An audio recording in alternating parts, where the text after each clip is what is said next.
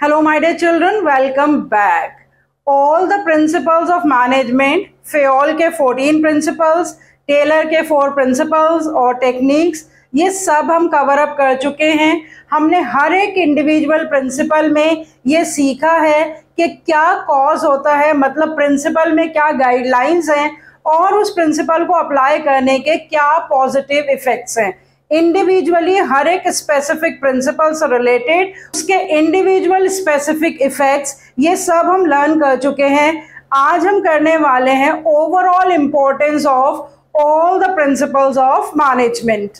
All the principles of management are the guidelines to the managers to solve the various managerial problems and to increase effectiveness and efficiency in the performance of the work. उसके अलावा ये principal किस तरह से हर एक organisation के लिए essential है, यूजफुल है, ये हम आज के लेक्चर में पढ़ने वाले हैं। So let's connect to commerce and let's learn about the importance of management principles.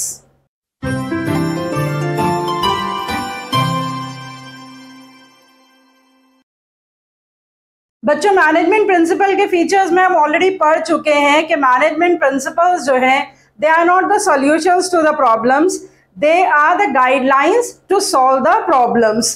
तो इसी पर्टिकुलर फीचर से पता लग रहा है कि जितने भी मैनेजमेंट प्रिंसिपल्स हैं वो मैनेजर्स के लिए गाइडलाइंस का काम करते हैं for the effective decision making and for the perfect actions of the managers. उसके अलावा हमने ये भी पढ़ रखा है कि मैनेजमेंट प्रिंसिपल्स जो हैं वो मॉडिफाई किए जा सकते हैं। तो हर एक मैनेजर जो है मैनेजमेंट प्रिंसिपल्स को अपनी सिचुएशन के हिसाब से इस्तेमाल करके अपनी पर्टिकुलर सिचुएशन को डील करते हैं और बहुत सी मैनेजरियल प्रॉब्लम्स को सॉल्व करते हैं बाय अप्लाइंग दीज प्रिंसिपल्स। और मैं आपको ये भी बता चुकी हूँ कि हर एक प्रिंसिपल जो है उसका पॉजिटिव इफेक्ट ये तो होता ही होता है that it helps in achieving effectiveness and efficiency in the achievement of the goals. तो प्रिंसिपल्स ऑफ मैनेजमेंट किस तरह से एवरी मैनेजर के लिए हेल्पफुल हैं ये हम देख लेते हैं। यहाँ पर मैंने आपके लिए पॉइंट्स में लिख दिया है। सबसे पहले तो आप हेडिंग्स नोट कर लीजिए अपने पास that the principles of management provide managers with the useful insight into the reality. Number 2, these principles helps in the optimum utilization of resources and effective administration. Number 3, these principles helps in the scientific decision making. Number 4, these principles helps the managers to meet the changing environment requirements. Number 5, these principles helps in fulfilling the social responsibilities by the business. And number 6, these principles provide the managers with the training base, education and research and development base. तो सबसे पहले देख लेते हैं कि किस तरह से ये मैनेजमेंट प्रिंसिपल्स मैनेजर्स को रियल लाइफ सिचुएशंस में हेल्प करते हैं। Adherence to these principles add to their knowledge, ability and understanding of the managerial situations. जब मैनेजर्स डिफरेंट मैनेजरियल सिचुएशंस में इन प्रिंसिपल्स को अप्लाई करते हैं, इन्हें फॉलो करते हैं, उससे क्या होता है कि उनकी नॉलेज, एबिलिटी और अंडरस्टैंडिंग जो है वो बढ़ जाती है रियल लाइफ प्रॉब्लम्स को सॉल्व करने में। मैनेजमेंट प्रिंसिपल्स को इस्तेमाल करके वो ये देख पाते हैं कि किस तरह से मैनेजमेंट प्रिंसिपल्स उनको हेल्प कर रहे हैं in dealing with the real life situations. और वो मैनेजमेंट प्रिंसिपल्स उनको ये भी हेल्प करते हैं that they learn from there past mistakes and they save time by solving the recurring problems very quickly. Recurring problems को मैनेजर्स बहुत quickly solve कर पाते हैं बाय यूजिंग दीज प्रिंसिपल्स, क्योंकि ये जो प्रिंसिपल्स हैं वो उन्हें स्ट्रेट फॉरवर्ड गाइडलाइंस प्रोवाइड कर रहे हैं कि अगर इस पर्टिकुलर सिचुएशन में ऐसा किया जाएगा तो उसका ये रिजल्ट होगा। और मैनेजर्स अगर पास्ट में कोई गलतियां कर रहे थे तो उन गलतियों को भी वो सुधार सकते हैं by using these management principles. For example कि एक पर्टिकुलर ऑर्गेनाइजेशन में high degree of centralisation follow होता है और वहां पर देखा गया कि मैनेजर्स जो हैं, जो टॉप लेवल एग्जीक्यूटिव्स हैं, वो बहुत ओवरबर्डन्ड है और वो स्ट्रैटेजिक मैटर्स पे कॉन्सेंट्रेट नहीं कर पा रहे हैं। तो इस प्रॉब्लम को सॉल्व करने के लिए मैनेजर अप्लाई करेंगे तो इस प्रॉब्लम को सॉल्व करने के लिए एक मैनेजर अप्लाई करेगा the principle of centralisation and decentralisation, जिसमें ये बताया गया कि दोनों के बीच में बैलेंस होना चाहिए। तो मैनेजर ने क्या करा, उस प्रिंसिपल को अप्लाई करा और उसमें से कुछ परसेंटेज ऑफ पावर्स जो बहुत ही सेंट्रलाइज थी, तो रूटीन मैटर्स उसने क्या करा, डिसेंट्रलाइज कर दिए मिडिल और लोअर लेवल पे। उसके बाद उसने देखा कि अब वो स्ट्रेटेजिक मैटर्स पे कॉन्सेंट्रेट कर पा रहा है और उसके पास अपनी अथॉरिटी भी रिटेन्ड है। तो इस तरह से सेंट्रलाइजेशन एंड डिसेंट्रलाइजेशन प्रिंसिपल का इस्तेमाल करके मैनेजमेंट ने एक सिचुएशन को सॉल्व करा कि वो अपने जो स्ट्रेटेजिक मैटर्स पे कॉन्सेंट्रेट नहीं कर पा रहा था, अब वो कॉन्सेंट्रेट कर पा रहा है। तो इसी तरह से हम दूसरे प्रिंसिपल्स का भी एग्जांपल दे सकते हैं, balance between authority and responsibility का भी एग्जांपल दे सकते हैं कि किसी ऑर्गेनाइजेशन में अथॉरिटी और रिस्पॉन्सिबिलिटी में बैलेंस नहीं है और उस ऑर्गेनाइजेशन में बहुत प्रॉब्लम्स आ रही हैं, उसकी वजह से मिसयूज हो रहा है पावर का या नॉन फुलफिलमेंट ऑफ रिस्पॉन्सिबिलिटी हो रहा है। तो उस प्रिंसिपल को इस्तेमाल करके they solve the problem of non fulfilment of responsibilities. So this is what is the importance of management principles, कि इन प्रिंसिपल्स को यूज करके मैनेजर्स अपनी पास्ट मिस्टेक्स से सीखते हैं और इन प्रिंसिपल्स का इस्तेमाल करके मैनेजर्स की जो एबिलिटी है, अंडरस्टैंडिंग है और नॉलेज है रियल लाइफ सिचुएशंस को डील करने की, वो बढ़ जाती है। Then these principles help in the optimum utilisation of resources and effective administration. How? These principles equip the managers to see the cause and effect relationship of their decisions and actions. इन principle से managers को अपने decisions और actions का cause and effect relationship पता लग जाता है, क्योंकि हर प्रिंसिपल में कॉज एंड इफेक्ट रिलेशनशिप देखने को मिलता है। और इन प्रिंसिपल्स को इस्तेमाल करने से मैनेजर्स को बाउंड्रीज पता चल जाती हैं मैनेजरियल डिस्क्रिशन की। मैनेजरियल डिस्क्रिशन का मतलब होता है कि अपनी मर्जी से डिसीजन लेना, लेकिन ये प्रिंसिपल्स बताते हैं कि मैनेजर्स जो है वो अपनी मर्जी से डिसीजंस ना लें, बल्कि वो साइंटिफिक डिसीजंस लें जो कि इन प्रिंसिपल्स में बताए गए हैं। And when the managers make the decisions with the help of these principles, these decisions are free from personal bias and prejudice।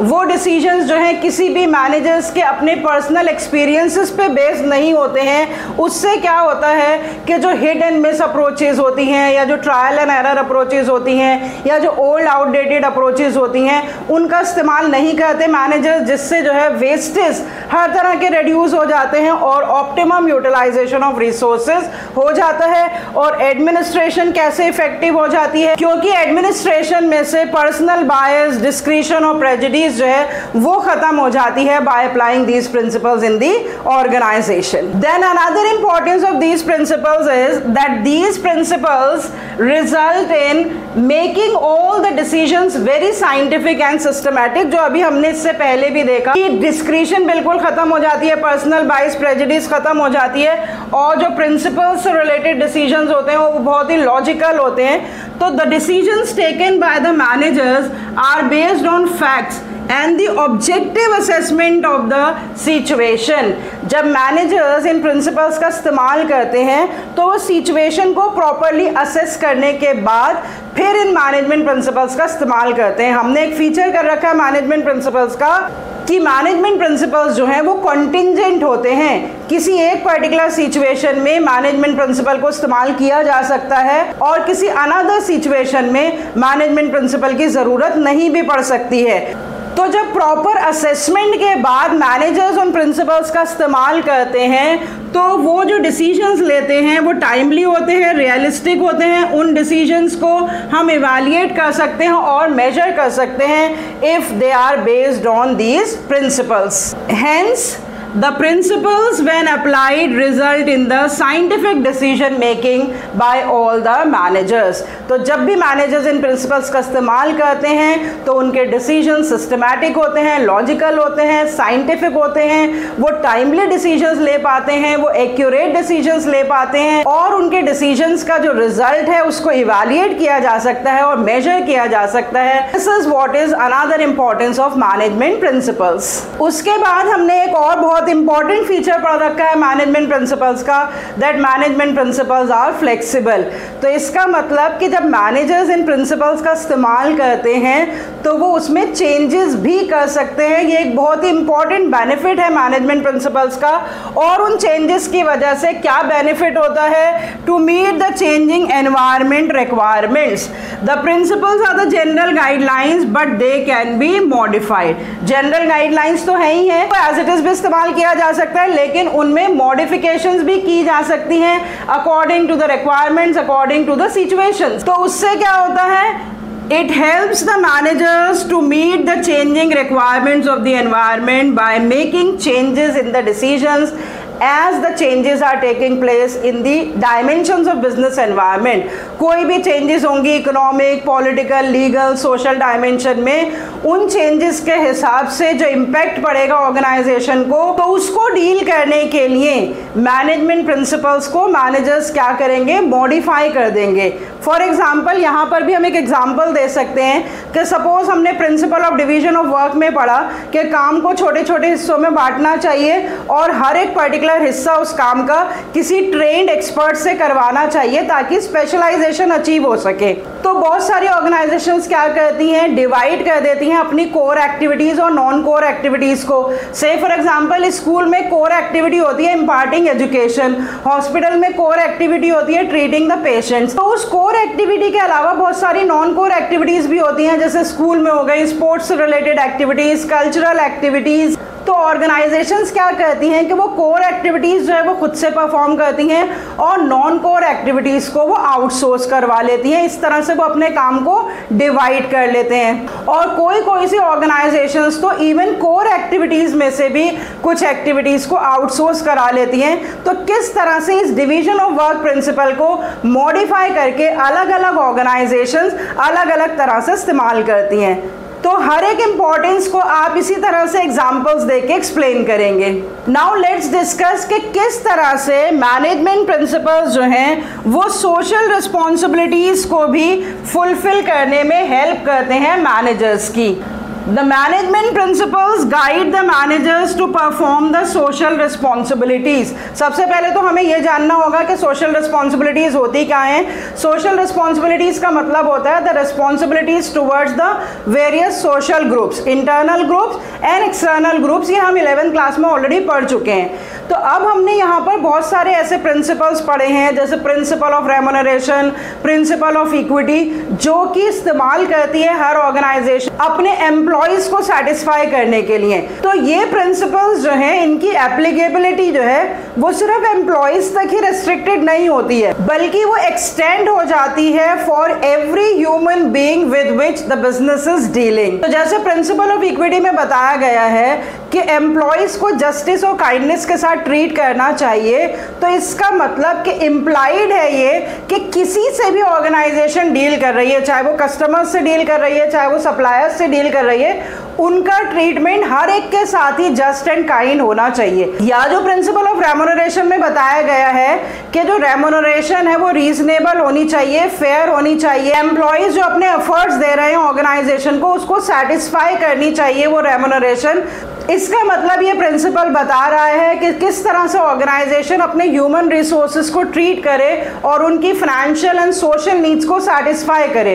तो हम बहुत सारे प्रिंसिपल्स में ऐसा देखते हैं कि social aspect, social wellbeing of employees and other groups of the society, उनका ध्यान रखा जाता है। इसीलिए ये प्रिंसिपल्स सोशल रिस्पॉन्सिबिलिटीज को फुलफिल करने में भी हेल्प करते हैं। वही चीज़ मैंने यहाँ पे पॉइंट्स में लिख दी है, that the principle of equity and remuneration, they are related to fulfilling the needs of the employees, but they are extended to the other groups as well. These principles force the businesses not only to take care of the employees but also to take care of the customers, to take care for the environment, to have the fair dealings with the other business associates etc.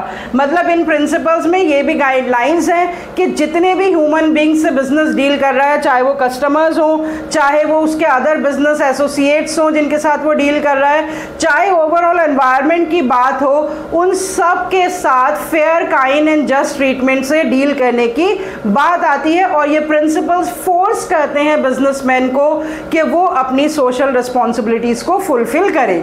Last but not the least is that these principles are the basis for managerial training, education and research.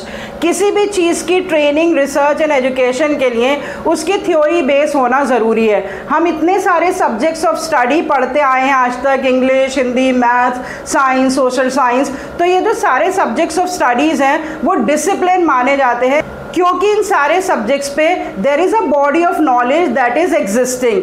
तो इसी तरह से management भी जो है उसकी theories हैं, concepts हैं, प्रिंसिपल्स हैं जो स्कूलों में पढ़ाए जाते हैं, कॉलेजेस में पढ़ाए जाते हैं। तो these principles provide the ground for the development of the management as a discipline. तो इन प्रिंसिपल्स को हम बेसिस मानते हैं कि ये मैनेजमेंट को एज अ डिसिप्लिन जो है वो प्रूफ करते हैं, क्योंकि इन प्रिंसिपल्स को क्या किया जाता है, बहुत सारे जो प्रोफेशनल मैनेजमेंट के कोर्सेज हैं वहाँ पे इन प्रिंसिपल्स को पढ़ाया जाता है और बहुत सारी न्यू मैनेजमेंट टेक्निक्स जो हैं इन प्रिंसिपल्स का इस्तेमाल करके डेवलप हुई हैं। They are develop due to the basic understanding of these principles. तो इसका मतलब कि ये जो प्रिंसिपल्स हैं इनको इस्तेमाल करके मैनेजर्स क्या करते हैं, अपने ही ऑर्गेनाइजेशन में काम करने वाले लोगों को एजुकेट करते हैं कि कैसे वो अपनी मैनेजरियल स्किल्स को इम्प्रूव कर सकते हैं, उनको ट्रेनिंग देते हैं to solve the various managerial problems. और फ्यूचर रिसर्च में भी इन प्रिंसिपल्स का इस्तेमाल किया जाता है कि इन प्रिंसिपल्स को बेस बनाकर इनमें कैसे फर्दर इम्प्रूवमेंट्स किए जाएं फॉर द फ्यूचर।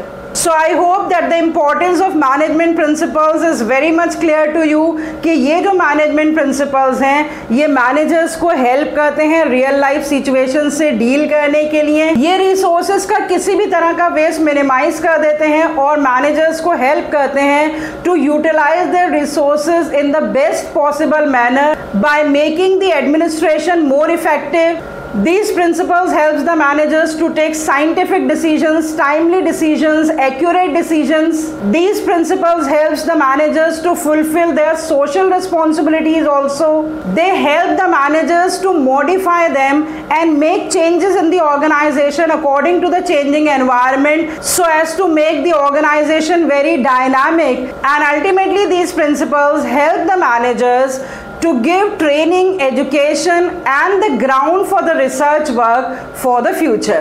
तो फीचर्स ऑफ मैनेजमेंट प्रिंसिपल्स, फेओल के 14 प्रिंसिपल्स, टेलर के 4 प्रिंसिपल्स और टेलर की 4 टेक्निक्स ऑफ साइंटिफिक मैनेजमेंट हम ऑलरेडी कर चुके हैं। अगर आपने वो वीडियो लेक्चर्स नहीं देखे हैं तो उन्हें देख लीजिए, क्योंकि लास्ट में अब हम करने वाले हैं कंपैरिजन बिटवीन टेलर एंड फेओल। तो अगर आपने पूरे के पूरे पिछले लेक्चर्स देख रखे हैं तो आपको ये कंपैरिजन बहुत अच्छे से समझ में आने वाला है। So let's start with the comparison between Taylor and Fayol. मैं आपके साथ अब एक कंपैरेटिव चार्ट शेयर करने वाली हूँ जिसमें बेसिस के हिसाब से टेलर एंड फेओल के डिफरेंसेस को कंपेयर किया गया है और ये भी बताया गया है कि क्या क्या सिमिलैरिटी है टेलर एंड फेओल की अप्रोचेस में। Look at the comparative chart on your screen. Fayol and Taylor, सबसे पहला कंपैरिजन है लेवल ऑफ पर्सपेक्टिव के हिसाब से। Fayol started his studies and approaches from the highest level in the organisation and Taylor started his studies and approaches from the lowest level in the organisation. ये बात मैंने आपको शुरू में ही बता दी थी कि फेओल की अप्रोच जो है वो टॉप डाउन अप्रोच है और जो टेलर की अप्रोच है वो साइंटिफिक मैनेजमेंट अप्रोच है जो कि ऑपरेटिव लेवल पे ज़्यादा फोकस करती है। सेकेंड पॉइंट में भी यही बताया गया है, emphasis. Fayol laid greater emphasis on the functions of managers whereas Taylor laid great emphasis on standardisation of work. Third point देखिए, Fayol focus on the development of the principles for the better management. It focuses on improving the overall achievement. Taylor laid focus on eliminating the wasteful movements and saving energy of workers. It focuses on increasing in productivity. फेओल का focus सिर्फ workers पे नहीं था, फेओल का focus her level of management पे है, लेकिन Taylor का फोकस जो है वो सिर्फ ऑपरेटिव मैनेजमेंट, प्रोडक्शन, प्रोडक्टिविटी और वर्कर्स पे है। कंसर्न देखिए, Fayol's principles are concern with the management's efficiency, whereas the Taylor's techniques and principles are concern with the workers efficiency. बात तो एक ही बताई जा रही है कि किस तरह से फेयोल के प्रिंसिपल्स जो हैं वो सारे लेवल्स ऑफ मैनेजमेंट से रिलेटेड हैं और टेलर के प्रिंसिपल्स जो हैं वो ऑपरेटिव मैनेजमेंट से रिलेटेड हैं, लेकिन उसको अलग अलग बेसिस के हिसाब से बताया जा रहा है। पर्सनालिटी देखिए, Fayol develop the personality of research and practitioner, he became famous as the father of general management. Taylor develop the personality of scientist and became famous as the father of scientific management. So Fayol को father of general management कहा जाता है और Taylor को father of scientific management कहा जाता है। उसके अलावा हमने फेयोल का एक प्रिंसिपल पढ़ा था, यूनिटी ऑफ कमांड। तो फेयोल ने उस प्रिंसिपल में क्या बताया था, that there should be only one boss for one employee. लेकिन उसके अगेंस्ट टेलर ने फंक्शनल फोरमैनशिप में क्या सजेस्ट करा, that there should be 8 foreman appointed to guide the workers. तो ऐसा माना जाता है कि टेलर की टेक्निक जो है वो यूनिटी ऑफ कमांड प्रिंसिपल को वायलेट कर रही है, लेकिन ये 100% करेक्ट नहीं है, क्योंकि जो अपॉइंटमेंट ऑफ स्पेशलिस्ट सजेस्ट किए टेलर ने वो सिर्फ ऑपरेटिव लेवल ऑफ वर्कर्स को गाइड करने के लिए सजेस्ट किए गए हैं। उनके पास अथॉरिटेटिव पावर्स नहीं होती हैं, गाइडिंग पावर्स होती हैं। तो ये पार्शली जो है वो यूनिटी ऑफ कमांड को वायलेट करता है, फुली वायलेट नहीं करता है। Then another comparison is on the basis of major contribution. Fayol's main contribution was the development of 14 principles of general management. Taylor's main contribution was the development of the scientific management principles as well as the scientific management techniques. उसके बाद अगर applicability की बात करें तो Fayol के जो principles हैं वो यूनिवर्सली एप्लीकेबल हैं, लेकिन टेलर के प्रिंसिपल्स को कहा जाता है that they are applicable to the specialised situations. उसकी वजह क्या है कि टेलर के प्रिंसिपल्स क्योंकि ऑपरेटिव लेवल मैनेजमेंट से रिलेटेड हैं, वर्कर्स से रिलेटेड है और प्रोडक्शन से रिलेटेड है। तो बहुत सारी ऑर्गेनाइजेशंस ऐसी होती हैं जहाँ पे प्रोडक्शन होती ही नहीं है, ट्रेडिंग ऑर्गेनाइजेशंस होती हैं, तो वहाँ पर टेलर के प्रिंसिपल्स जो हैं वो अप्लाई नहीं होते हैं। तो इसीलिए कहा जाता है कि टेलर के प्रिंसिपल्स जो हैं वो रिस्ट्रिक्टेड हैं only to the organisations which are involved in the production work and which are related to dealing with the workers who are producing the goods. उसके बाद ये प्रिंसिपल्स कैसे एक्सप्रेस किए गए हैं, Fayol's principles are expressed as the general theory of administration and Taylor's techniques are expressed as the scientific management. Last but not the least is basis of formation. The principles of Fayol were based on his personal experience. Fayol के principles जो हैं वो research work पे based हैं, लेकिन ज़्यादातर वो personal wisdom of his team पर बेस्ड हैं, और जो टेलर के प्रिंसिपल्स हैं वो एक्सपेरिमेंट्स एंड ऑब्जर्वेशंस पे बेस्ड है, क्योंकि रियल लाइफ एग्जाम्पल्स में वर्कर्स के साथ बहुत सारे एक्सपेरिमेंट्स किए गए और उसके बाद टेलर के प्रिंसिपल्स और टेक्निक्स जो हैं वो डेवलप की गई। अब डिफरेंसेस के बाद एक बार ये भी देख लेते हैं कि किस तरह से टेलर के प्रिंसिपल्स और फेयोल के प्रिंसिपल्स एक जैसे हैं, उसमें क्या सिमिलैरिटी है। तो देखिए आपके साथ शेयर कर रही हूँ एक चार्ट जिसमें ये बताया गया है कि principles of Fayol and Taylor are mutually complementary. आप देख सकते हैं कि फेयोल के इनिशिएटिव प्रिंसिपल की बात हो रही है और टेलर के कोऑपरेशन नॉट इंडिविजुअलिज्म प्रिंसिपल की बात हो रही है, क्योंकि इनिशिएटिव प्रिंसिपल में भी यही बताया गया है कि वर्कर को कंप्लीटली जो है वो टॉप लेवल पे डिपेंडेंट नहीं होना है, उनको अपने आप डिसीजंस प्लान करने हैं और अपने आप ही उनको इम्प्लीमेंट करना है। और कोऑपरेशन नॉट इंडिविजुअलिज्म में भी यही बताया गया है कि paternalistic style of management follow किया जाए, कि जिसमें मैनेजमेंट एंड वर्कर्स जो है वो एक दूसरे के साथ मिलकर काम करें, एज अ यूनिट काम करें, अलग अलग काम ना करें। उसके बाद हार्मनी नॉट डिस्कॉर्ड प्रिंसिपल जो टेलर का है उसमें भी यही बताया गया कि दोनों मैनेजमेंट और वर्कर्स के बीच में हार्मनी होनी चाहिए, किसी भी तरह का डिसएग्रीमेंट नहीं होना चाहिए। डिसएग्रीमेंट कब अराइज होता है, जब मैनेजमेंट अपने गेन्स जो है वो वर्कर्स के साथ शेयर नहीं करती है या वर्कर्स अपना मैक्सिमम कंट्रीब्यूशन नहीं देते हैं। तो दोनों ही प्रिंसिपल्स, चाहे वो रेम्यूनरेशन हो चाहे वो हार्मनी नॉट डिस्कॉर्ड हो, दोनों में यही बताया गया है कि मैनेजर्स को एडुकेट अमाउंट ऑफ गेन्स जो है वो वर्कर्स के साथ शेयर करने चाहिए। उसके बाद डिवीजन ऑफ वर्क प्रिंसिपल में बताया गया कि काम को छोटे छोटे हिस्सों में बांट देना चाहिए और एक हर पर्टिकुलर हिस्से को किसी ट्रेंड एक्सपर्ट और स्पेशलिस्ट से करवाना चाहिए ताकि स्पेशलाइजेशन अचीव हो सके। तो इसी तरह की स्पेशलाइजेशन की बात हमने देखी फंक्शनल फोरमैनशिप टेक्निक में, और जो टेलर का प्रिंसिपल हमने करा development of each worker to his greatest efficiency, उसमें भी यही बात बताई गई कि किस तरह से साइंटिफिक मेथड्स का इस्तेमाल करके हर एक वर्कर को पूरी तरह से फुलेस्ट पोटेंशियल तक डेवलप करना चाहिए ताकि ऑर्गेनाइजेशन में specialisation, effectiveness and efficiency achieve हो सके।